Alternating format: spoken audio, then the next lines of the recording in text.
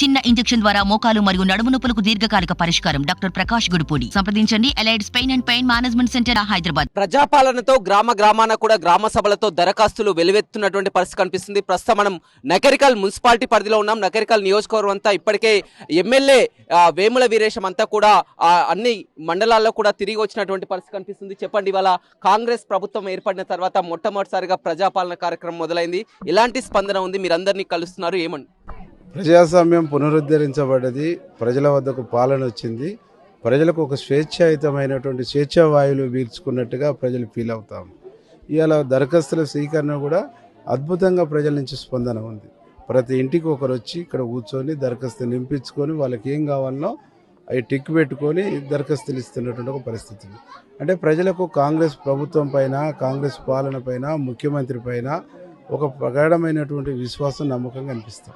గతంలో 10 ఏళ్ల కాలంలో కూడా బంగారు తెలంగాణ అని కూడా మొత్తం మీద అన్ని సమస్యలు కూడా తీర్చామని చెప్తున్నారు. ఇప్పుడు కొత్తగా మళ్ళీ ఇప్పుడు ఏ సమస్యలు ఎదురవుతుంది? మేము రిలీజ్ చేసిన ఆర్థిక శ్వేతపత్రంలోనే చాలా స్పష్టంగా చెప్పినాం.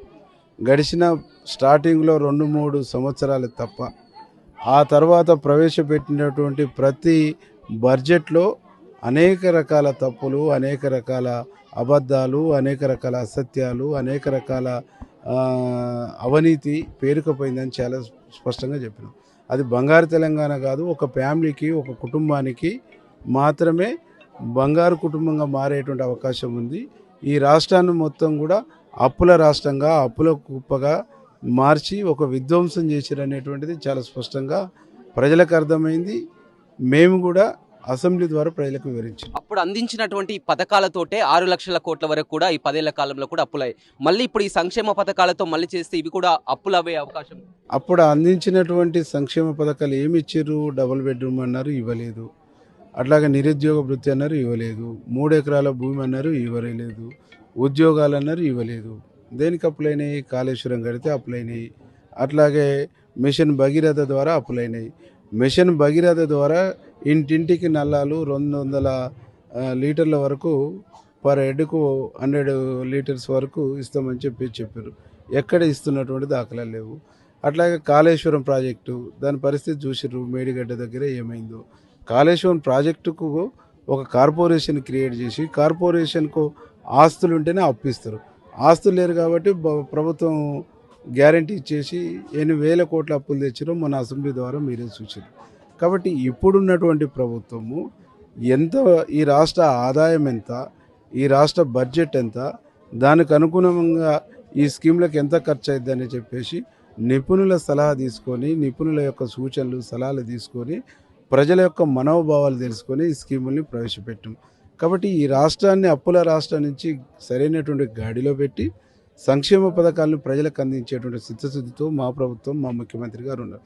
గత పాలకులు చేసిన దుబారా, గత పాలకులు చేసిన ఆర్థిక క్రమశిక్షణ లేనిది తనం ఏదైతుందో అవన్నిటిని కూడా సరిచేసి ఒక ఆర్థిక క్రమశిక్షణను ఈ రాష్ట్రాన్ని తీసుకొచ్చి ఆ ఆర్థిక క్రమశిక్షణ ద్వారా వచ్చినటువంటి సంపద ఈ స్కీమ్ల ద్వారా ప్రజలకు పంచేటువంటి ఒక ఆలోచన మేము చేస్తాం.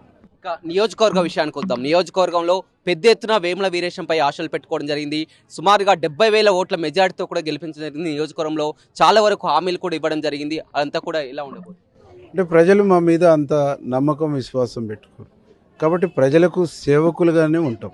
ఆ సేవకులుగా ఉండాలనేటువంటి ఒక సంకల్పంతో ఈరోజు ఈ వార్డుల్లో జరుగుతున్నటువంటి ఈ అప్లికేషన్ల స్వీకరణ కూడా మేము హాజరై ప్రజలకు ఉన్న అనుమానాలను తొలగిస్తూ, ప్రజలకు ఒక మెసేజ్ ఇచ్చి, ప్రజలకు ఒక భరోసా ఇచ్చి, ఒక విశ్వాసం ఇచ్చి, ఈ ప్రభుత్వం ఎంత చిత్తశుద్ధితో, ఎంత కమిట్మెంట్తో ఉందనేటువంటి విషయాలు చెప్పేసి వారు మా మీద పెట్టినటువంటి ఆశలను ఒమ్ము చేయకుండా వారికి సేవ చేయడానికి, వారికి సర్వీస్ చేయడానికి, అర్హత ఉన్న అర్హులైన ప్రతి పేదవాడికి ప్రభుత్వ ఫలాలు అందించేట దాంట్లో మేము కంకణబద్ధమై కమిట్మెంట్తో పనిచేస్తాం. మార్పు కావాలి, కాంగ్రెస్ రావాలి, మార్పు కావాలి, కాంగ్రెస్ రావాలి. మార్పు కనపడుతుంది. 100% మార్పు వచ్చింది, కాంగ్రెస్ వచ్చింది.